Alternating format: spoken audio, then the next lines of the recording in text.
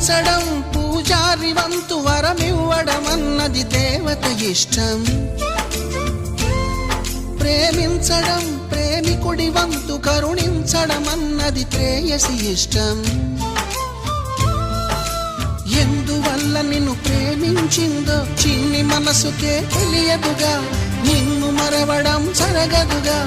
ఎందువల్ల నువ్వు కాదన్నావో ఎదురు ప్రశ్నలే వేయనుగా, ఎదురు చూపులే ఆపనుగా. ఏనాటికో ఒకనాటికి నీ ప్రేమ సాధిస్తా. నిన్ను చూడాలని ఉన్నా, నిన్ను చూడాలని ఉన్నా